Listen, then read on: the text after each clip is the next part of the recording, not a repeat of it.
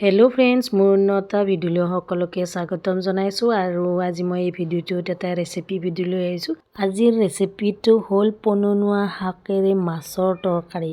আৰু পননুৱা শাকেৰে বনোৱা মাছৰ তৰকাৰীখন খাবলৈ ইমান সোৱাদ হৈছিলে, গতিকেনো মই আপোনালোকৰ লগত শ্বেয়াৰ নকৰাকৈ কেনেকৈ থাকোঁ। বলক তেন্তে পলম নকৰি ৰেচিপিটোৰ মাজলৈ যাওঁ। এই ৰেচিপিটোৰ বাবে প্ৰথমে মই পননুৱা শাকখিনি ছিঙি আনি ধুনীয়াকৈ ধুই ল'লোঁ। মাছখিনি ভাজি লৈ তাৰ পিছত পননুৱা শাকখিনি কাটি ল'লোঁ আৰু তৰকাৰীখনত দিবৰ কাৰণে 3টা আলু বইল কৰি লৈছোঁ, পিঁয়াজ এটা কাটি লৈছোঁ, 3টা জলকীয়া আৰু আদা নহৰু অকণমান থেতেলিয়াই লৈছোঁ। তাৰপিছত তেলখিনি গৰম হোৱাৰ পিছত পিঁয়াজ জলকীয়াখিনি দি দিলোঁ। তাৰ লগে লগে জোখমতে হালধি আৰু নিমখো দি দিলোঁ। এতিয়া এইখিনি ৰংচঙুৱা হোৱালৈকে ভাজি ল'ম। তাৰপিছত থেতেলিয়াই লোৱা আদা নহৰুখিনি দি দিলোঁ। এতিয়া এইখিনি অকণমান সময় ভাজি ল'ম। এতিয়া কাটি থোৱা শাকখিনি দি দিছোঁ। এতিয়া শাকখিনি অকণমান সময় ভাজি ল'ম।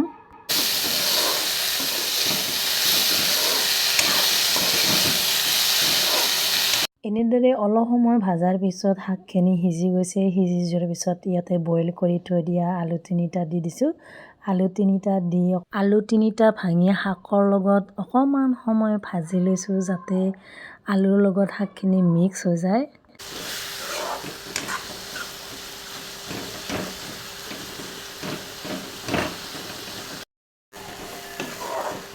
আৰু এতিয়া দেখিছেনে আলুখিনি ধুনীয়াকৈ শাকৰ লগত মিক্স হৈ গৈছে। কি ধুনীয়া দেখাইছে, দেখিছেনে? এতিয়া ইয়াতে মই অকণমান পানী দি পানীখিনি শুকোৱালৈকে ভাজি ল'ম।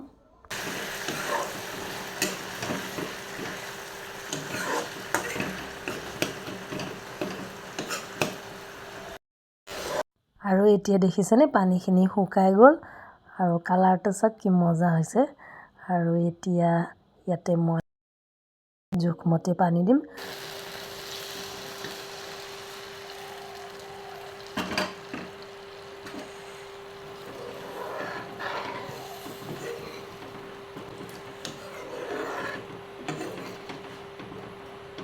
আৰু অলপ সময় এনেদৰে উতলাৰ পিছতে ইয়াতে মই ভাজি থোৱা মাছখিনি দি দিলোঁ।